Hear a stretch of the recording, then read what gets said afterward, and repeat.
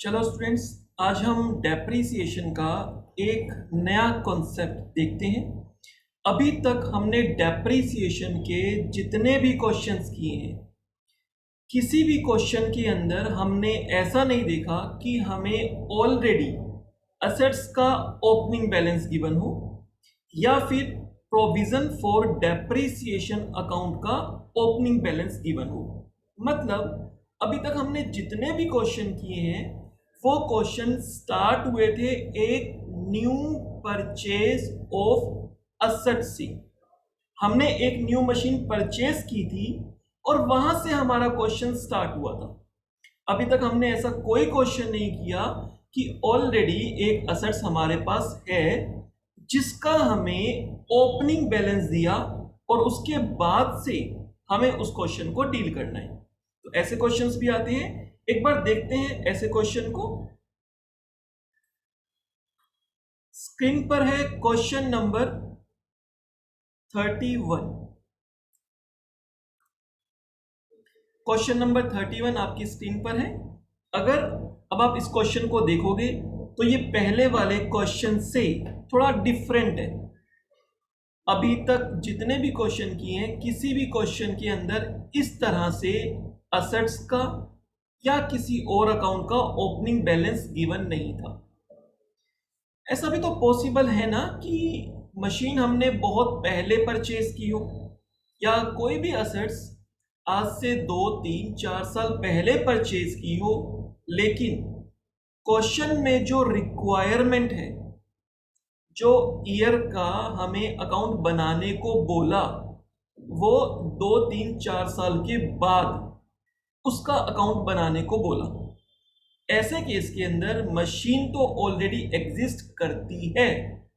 हो सकता है नई मशीन भी परचेज करें, बट पुरानी मशीन भी ऑलरेडी कोई है हमारे पास, तो वो उस क्वेश्चन में हमें क्या देगा, उस मशीन की या तो कॉस्ट दे सकता है कि आज से 3 साल पहले 4 साल पहले इस डेट को हमने एक मशीन परचेज की थी और आज की डेट में उसकी जो वैल्यू है या उसका जो बैलेंस है, ओपनिंग बैलेंस, वो ये अमाउंट है, एक्स अमाउंट है।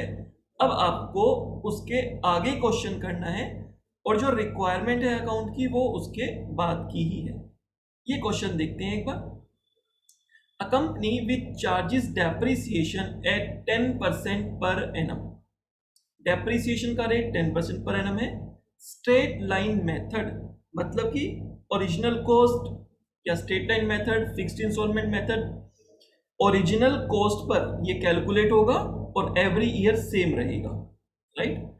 आगे क्या बोला, method had the following balances. अब हमें कुछ बैलेंसेस गिवन है और ये जो बैलेंसेस हैं एज ऑन 1 जनवरी 2016, यानी कि 1 जनवरी को ओपनिंग बैलेंस मशीनरी अकाउंट का and provision for depreciation account का। आगे क्या बोला, ऑन 1 जनवरी 2016 मतलब कि सेम डेट को, जिस डेट का ओपनिंग बैलेंस बोला उसी डेट को the company sold a part of the machine, एक पार्ट सेल कर दिया मशीन का जिसकी कॉस्ट 30,000 थी। देखो बच्चे, यहां पर उसने कॉस्टिंग बता दी हमको, जो मशीन सेल कर रहे हैं उसकी कॉस्टिंग बता दी कि ये मशीन जब परचेज की थी तब 30,000 की परचेज की थी। अब हमें ये नहीं पता कि ये मशीन 2 साल पहले परचेज हुई है, 3 साल पहले परचेज हुई है, 1 साल पहले परचेज हुई है, हमें नहीं पता। बस बता दिया कि उसकी कॉस्ट थी 30,000। अब ये कॉस्ट कहीं ना कहीं, अब देखो क्वेश्चन के अंदर मशीनरी अकाउंट भी गिवन है, प्रोविजन फॉर डेप्रिसिएशन अकाउंट भी गिवन है। आपको एक चीज याद आ रही होगी, जब हमें दोनों दिया होता है, provision for depreciation account and machinery account, तो ऐसे केस में मशीनरी ओरिजिनल कॉस्ट पे रहती है। याद आ रहा है, मशीनरी ओरिजिनल कॉस्ट पे। तो इसका मतलब ये 30,000 रुपीज हमारी इस मशीनरी के बैलेंस में इंक्लूड होंगे ही होंगे ओरिजिनल कॉस्ट पे। इसका मतलब 1,60,000 की जो मशीन का बैलेंस है, इसमें एक पार्ट है जो 30,000 का है, बाकी का 130 और भी तो मशीन्स हो सकती है ना, बाकी 130 और मशीन्स होंगी। तो इसका मतलब ये जो 160 है इसमें 30,000 ये वाला पार्ट इंक्लूड है, ओरिजिनल कॉस्ट, और 130 अदर हो सकती है। समझने के लिए, ये मैं आपको समझाने के लिए बता रहा हूं कि इसका मतलब मशीन अकाउंट में इंक्लूड है। आगे चलते हैं। एंड अक्यूमुलेटेड डेप्रिसिएशन ₹10,000, और इसी मशीन की बात कर रहा है वो, इसी मशीन का अक्यूमुलेटेड डेप्रिसिएशन, मतलब इसका मतलब होता है total depreciation from the purchase of the assets, जब से असेट्स परचेज की है तब से लेकर टोटल डेप्रिसिएशन। अच्छा, अब आपको एक चीज और भी ध्यान होगी, जो प्रोविजन फॉर डेप्रिसिएशन होता है वो क्या होता है? प्रोविजन फॉर डेप्रिसिएशन हमारा टोटल या अक्यूमुलेटेड डेप्रिसिएशन ही होता है सारी मशीन्स का मिलाकर। तो इसका मतलब ये भी क्लियर हो गया कि जिस मशीन की सेल की बात की जा रही है उस पर अक्यूमुलेटेड टोटल डेप्रिसिएशन 10,000 रुपीज है। मुझे कॉस्ट भी पता चल गई और उसका टोटल डेप्रिसिएशन भी पता चल गया। तो इसका मतलब जो बाकी की मशीन है जिसकी ओरिजिनल कॉस्ट 1,30,000 है, उसका टोटल डेप्रिसिएशन कितना होगा? 40,000 होगा। मतलब कि मुझे जो मशीन अकाउंट का ओपनिंग बैलेंस दिया था और प्रोविजन फॉर डेप्रिसिएशन का ओपनिंग बैलेंस दिया था, ये किसी एक मशीन का नहीं हो सकता, ये 2, 3, 4, 5, 6 कितनी भी मशीन का हो सकता है, हमें नहीं पता कितनी मशीन का है। बट यस, अगर उसमें से एक मशीन हम सेल कर रहे हैं या एक मशीन का पार्ट हम सेल कर रहे हैं, अगर हमें उसकी कॉस्टिंग बता दी कि ओरिजिनल कॉस्ट क्या थी और उसका टोटल डेप्रिसिएशन बता दिया, तो हम उसको यहां से सेपरेट कर सकते हैं। तो देखो मैंने यहां पर सेपरेट कर दिया for the purpose of understanding of the question. आगे चलते हैं। अब इस मशीन को बेचा कितने का है? 14,000 का। सेल हुई है 14,000 की। Clear? On the same day it purchased another machine की। सेम डे को ही सारी की सारी ट्रांजेक्शन एक ही डेट की। ओपनिंग बैलेंस दिया हुआ है 1 जनवरी का, उसी डेट को एक सेल किया, उसी डेट को एक परचेज किया, और इस क्वेश्चन में कुछ भी नहीं किया। एक ही डेट को ओपनिंग बैलेंस, उसी डेट को सेल, उसी डेट को परचेज, और कुछ भी नहीं। चलो कुछ नहीं होता, हम डील करेंगे। सेम डे एक अनदर मशीन परचेज की है, मतलब कि ये एक न्यू मशीन परचेज कर ली है जिसके ओपनिंग बैलेंसेस दिए हुए थे, तो इसका मतलब वो हमारे पास पहले से चलती आ रही है। ओल्ड मशीन में उसको बोल देता हूं। कुछ मशीन पहले से चलती आ रही है और एक मशीन अभी हमने न्यूली परचेज की है 70,000 रुपीज की। रिक्वायरमेंट क्या है क्वेश्चन की? क्वेश्चन की रिक्वायरमेंट है शो मशीनरी अकाउंट, मशीनरी का अकाउंट मांग लिया, प्रोविजन फॉर डेप्रिसिएशन अकाउंट, इनके ओपनिंग बैलेंसेस भी दिए हुए हैं, और machine disposal account. Machine disposal तो क्या है? सिर्फ और सिर्फ सेल, जो असेट सेल हुई है उस सेल डेट की ट्रांजैक्शन, उस सेल पर क्या प्रॉफिट या लॉस है वो एक सेपरेट अकाउंट में शो करना, और उसका नाम होता है machine disposal account for the year 2016। इसमें सिर्फ एक ही साल का अकाउंट मांगा है। हमने जो बाकी क्वेश्चंस देखे थे उसमें मिनिमम 3 इयर्स, 4 इयर्स, 3-4 सालों के अकाउंट्स तो मांगे ही थे, लेकिन इस क्वेश्चन में एक ही साल का उन्होंने हमसे अकाउंट मांगा है। तो मेन जो उसका ऑब्जेक्टिव है यहाँ पर, वो बेसिकली ये चेक करना है कि क्या आपको जब ओपनिंग बैलेंसेस गिवन होते हैं तो आप उस समय क्वेश्चन को डील कर पाते हो या नहीं कर पाते। 2-3 सालों का उसको पूछने की यहां पर नीड नहीं लग रही है। चलो अब हम चलते हैं अपने आंसर की तरफ, सॉल्यूशन की तरफ।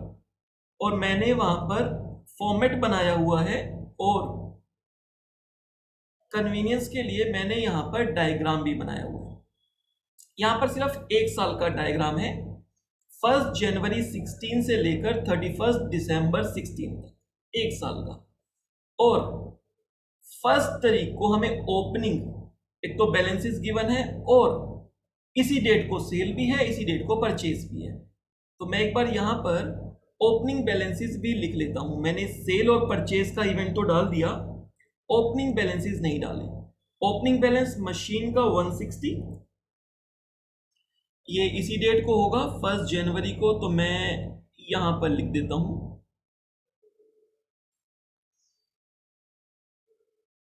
Opening balance. मशीन की बात की जाए तो मशीन का ओपनिंग बैलेंस 1,60,000 और प्रोविजन की बात की जाए, प्रोविजन फॉर डेप्रिसिएशन, इसका ओपनिंग बैलेंस है 50,000 रुपीज। ये पूरा का पूरा क्वेश्चन मैंने यहां पर डायग्राम में नोट कर लिया। अब मुझे क्वेश्चन की तरफ जाने की जरूरत नहीं है। ये फर्स्ट क्वेश्चन है जहां पर ओपनिंग बैलेंसेस मांगे हैं, जो हम कर रहे हैं उसमें ये फर्स्ट क्वेश्चन है। तो चलो अब क्या करना होता है, सबसे पहली चीज, जो भी ओपनिंग बैलेंसेस गिवन है जिस जिस अकाउंट के, उस अकाउंट में ओपनिंग बैलेंस लिख देते हैं। मशीनरी का ओपनिंग बैलेंस मशीन अकाउंट में चला जाएगा और ओपनिंग बैलेंस कहां पर आता है, ओपनिंग बैलेंस हमारा डेबिट साइड पे आता है।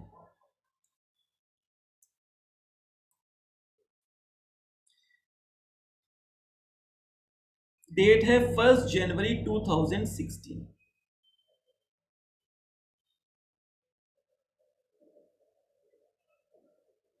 एक ही साल का अकाउंट मांगा है इसमें। To balance brought down 1,60,000 rupees. Already कुछ मशीन्स चलती आ रही हैं, उसकी बात कर रहे हैं। Clear, 1,60,000 rupees. और प्रोविजन फॉर डेप्रिसिएशन का भी ओपनिंग बैलेंस गिवन है।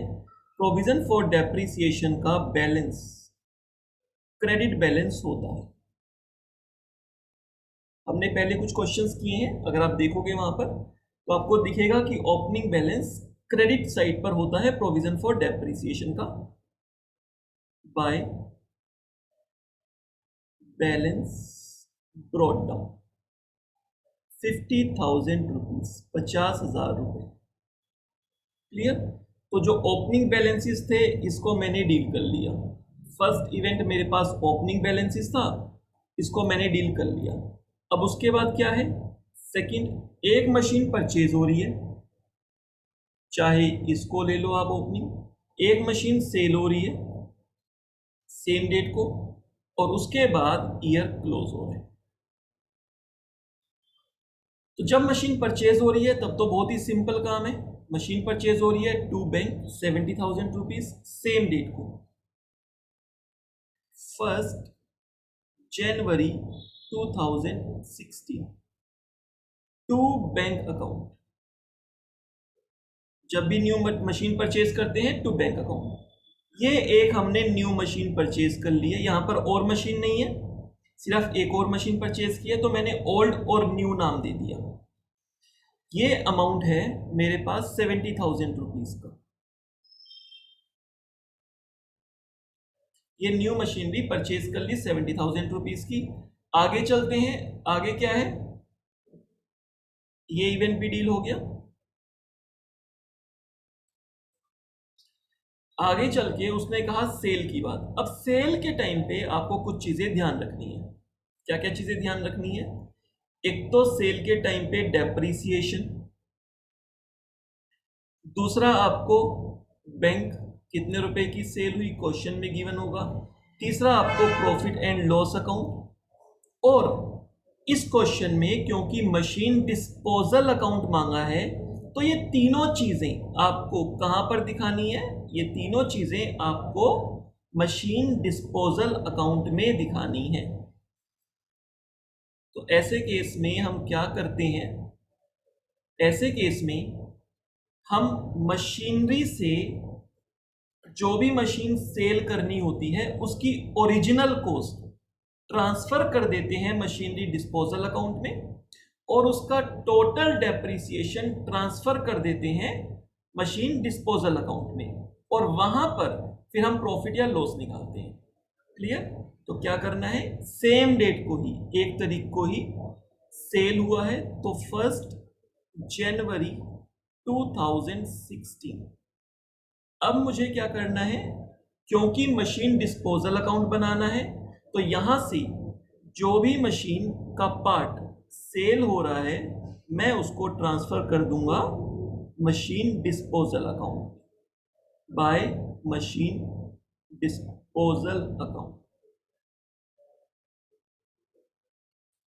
क्लियर? और क्वेश्चन में गिवन था जो पार्ट सेल हो रहा है, जो पार्ट सेल हो रहा है उसकी कॉस्ट 30,000 है। कॉस्ट मतलब ओरिजिनल कॉस्ट की बात की जा रही थी, तो 30,000 उसकी कॉस्ट मैंने यहां से निकाल दी, और ये कहां आ जाएगी, मशीन डिस्पोजल अकाउंट में। नीचे मशीन डिस्पोजल अकाउंट बनाया हुआ है। अगर मशीन अकाउंट में बाय मशीन डिस्पोजल, तो मशीन डिस्पोजल में क्या लिखना होगा, टू मशीन डी।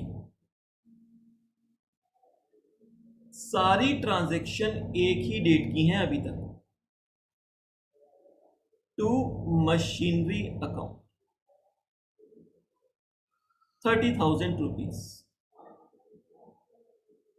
राइट। तो मैंने यहां पर जो मशीन की ओरिजिनल कॉस्ट थी उसको ट्रांसफर कर दिया मशीन डिस्पोजल में, क्योंकि वो जो सेल हुई है, सेल के लिए depreciation, bank, profit and loss, ये सब एक सेपरेट अकाउंट में दिखाना है। अब इस क्वेश्चन में मशीनरी अकाउंट में नहीं दिखाना, तो सेपरेट अकाउंट जिसका नाम है मशीन डिस्पोजल अकाउंट। अब देखते हैं उसके बाद इस पर अक्यूमुलेटेड डेप्रिसिएशन गिवन है 10,000 रुपीज। तो क्या करेंगे, 10,000 क्या है, टोटल डेप्रिसिएशन टिल डेट का, और हम क्या करते हैं, यहां पर जो 50,000 डेप्रिसिएशन दिया हुआ है ये तो सारी मशीन्स का होगा, सिर्फ उसका नहीं जो मशीन सेल कर रहे हैं। ये 50,000 तो सारी मशीन्स का होगा। जैसे कि हमें मशीन का ओपनिंग बैलेंस 160 सारी मशीन्स का गिवन था, लेकिन हमने तो सिर्फ एक पार्ट सेल किया है, तो जो पार्ट सेल कर रहे हैं उसका टोटल डेप्रिसिएशन भी हमको क्वेश्चन में गिवन है। तो बहुत आसान क्वेश्चन है, सब कुछ उसने हमें क्वेश्चन में दे ही दिया। तो यहां से हम टोटल डेप्रिसिएशन ट्रांसफर कर देंगे मशीन डिस्पोजल अकाउंट में, टू मशीन डिस्पोजल अकाउंट। ये बेसिकली क्या कर रहे हैं, जो पार्ट सेल हो रहा है उसका टोटल डेप्रिसिएशन जो क्वेश्चन में गिवन था 10,000, उसको हम ट्रांसफर कर रहे हैं।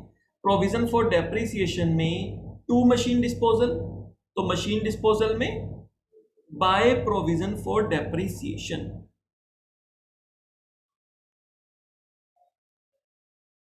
By provision for depreciation. अगर आपको इस मशीन की WDV या बुक वैल्यू निकालनी हो at the date of sale, तो आप बहुत इजीली निकाल सकते हो। इस मशीन की कॉस्ट है 30,000 और आज की डेट तक का टोटल डेप्रिसिएशन है 10,000, तो 30 माइनस 10 है ना, इसकी ओरिजिनल कॉस्ट 30,000 रुपीज है, और टोटल डेप्रिसिएशन आज की डेट तक का 10,000 रुपीज है। तो आज की डेट में इसकी WDV यानी कि बुक वैल्यू 20,000 रुपीज आ जाती है। क्लियर? कितने की सेल हुई है, जो सेल हुई है मशीन बच्चे वो हुई है 14,000 रुपीज की, क्वेश्चन में गिवन है ये भी 14,000 रुपीज की मशीन सेल हो गई है, तो अल्टीमेटली हमें प्रॉफिट हुआ या लॉस हुआ?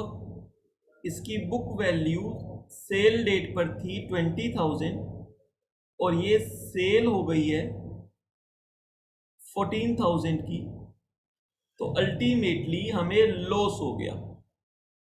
20,000 वाली मशीन 14,000 रुपये, 14,000 की सेल हुई है, तो हमें लॉस हो गया 6,000 रुपीज का।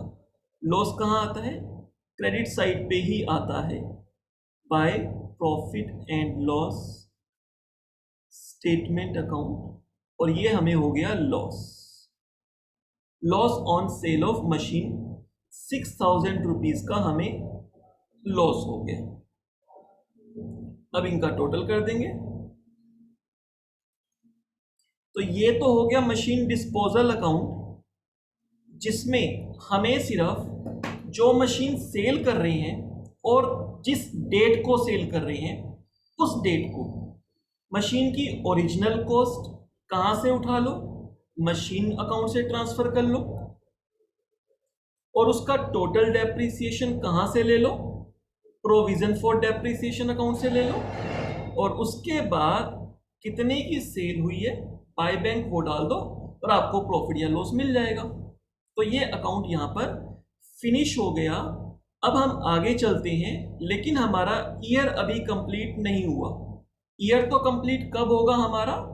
ईयर कंप्लीट होगा 31 दिसंबर 2016 को। ये क्या करना होगा? जिस दिन ये फाइनेंशियल ईयर एंड हो रहा है, यानी कि 31 दिसंबर 2016, इस डेट का हमें डेप्रीसिएशन कैलकुलेट करना होगा एग्जिस्टिंग मशीन पर। क्लियर?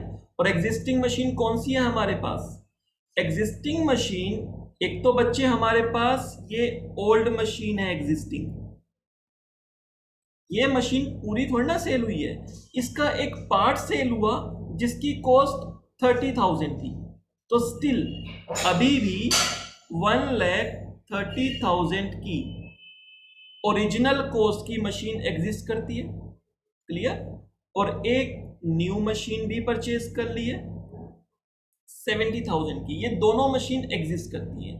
तो इन दोनों मशीन का हमें डेप्रीसिएशन कैलकुलेट करना है, और डेप्रीसिएशन कहाँ लगता है?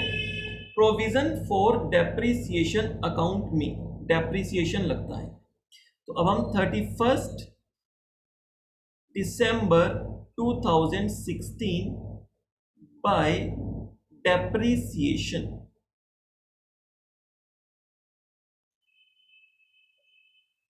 तो एक तो बच्चे ओल्ड मशीन पे लगेगा डेप्रीसिएशन और एक लगेगा न्यू मशीन पे, इस पर लगेगा। अगर मैं बात करूं न्यू मशीन की, तो न्यू मशीन तो इसी साल ली है 70,000 रुपीज की, और यहां पर हमारे पास डेप्रीसिएशन का जो मेथड है वो भी स्ट्रेट लाइन मेथड था, ओरिजिनल कॉस्ट मेथड। देखो यहां पर आपको दिया हुआ है कि आपके पास जो डेप्रीसिएशन है वो 10% straight line method. Straight line method का मतलब हो गया ओरिजिनल कॉस्ट पर कैलकुलेट होगा, और इस क्वेश्चन में आपके पास ओरिजिनल कॉस्ट होती ही है, क्योंकि प्रोविजन फॉर डेप्रीसिएशन अकाउंट बन रहा है, तो मशीन अकाउंट में जो वैल्यू शो कर रहा है वो ओरिजिनल कॉस्ट है। अगर प्रोविजन फॉर डेप्रीसिएशन अकाउंट दिया हुआ है, बन रहा है, इसका मतलब जो असेट अकाउंट है, जो मशीनरी अकाउंट है, उसमें जो वैल्यू रिफ्लेक्ट हो रही है वो ओरिजिनल कॉस्ट है। क्लियर? तो अब आपको क्या करना है? अब आपको डेप्रीसिएशन निकालना है। 10% का डेप्रीसिएशन है।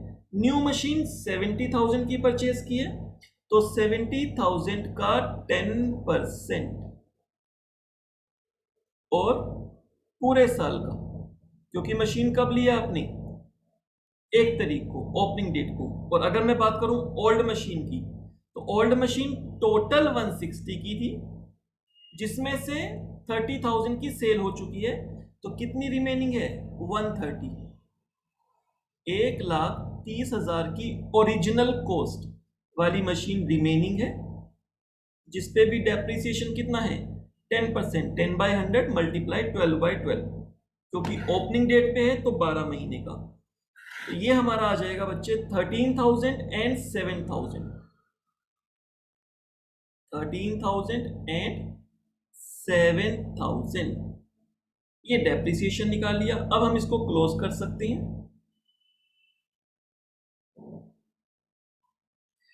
तो क्लोज करेंगे तो मेरे पास क्लोजिंग बैलेंस आ जाएगा, to balance brought down, to balance carry down. Opening ले जाएंगे तो टू बैलेंस ब्रॉट डाउन हो जाएगा।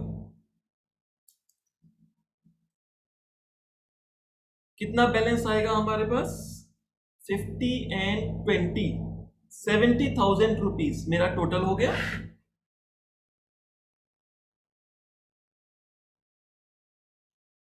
यहां भी 70,000 रुपीज और मेरे पास क्लोजिंग बैलेंस आ गया 60,000 रुपीज। ये क्लोजिंग बैलेंस अपने आप में क्या शो करता है? क्लोजिंग बैलेंस ये शो करता है कि जो भी रिमेनिंग असेट्स है उसका टोटल डेप्रिसिएशन ये बनता है, जो भी रिमेनिंग असेट्स है। क्लियर? अब मैं ओपनिंग बैलेंस यहां पे लिख देता हूं, 1 जनवरी 17 by balance brought down 60,000 rupees. Clear? चलो, तो ये प्रोविजन फॉर डेप्रिसिएशन क्लोज हो गया। अब हम क्या करेंगे, मशीन अकाउंट को क्लोज कर देते हैं। 31 दिसंबर 16 बाय बैलेंस कैरी डाउन। जब भी हमें प्रोविजन फॉर डेप्रिसिएशन दिया होगा तो मशीनरी अकाउंट ओरिजिनल कॉस्ट पे होगा, ओल्ड एंड न्यू। ओल्ड की ओरिजिनल कॉस्ट 130, न्यू की ओरिजिनल कॉस्ट 70। ओल्ड की 130 कैसे हुई, 160 था और 30 का सेल हो गया, तो कितना बचेगा 130 बचेगा। तो 2 लाख रुपीज ही मेरे पास क्लोजिंग बैलेंस आएगा। तो आप इसमें वेरीफाई भी कर सकते हो, दोनों अकाउंट में आपको वेरीफाई हो जाएगा। असेट्स अकाउंट में ओरिजिनल कॉस्ट रिमेनिंग मशीन की आएगी क्लोजिंग बैलेंस, और प्रोविजन फॉर डेप्रिसिएशन में एग्जिस्टिंग मशीन का टोटल डेप्रिसिएशन आएगा। अगर आप चेक करना चाहो तो उसको चेक कर सकते हो, वेरीफाई हो जाएगा। 1 जनवरी 17 टू बैलेंस ब्रॉट,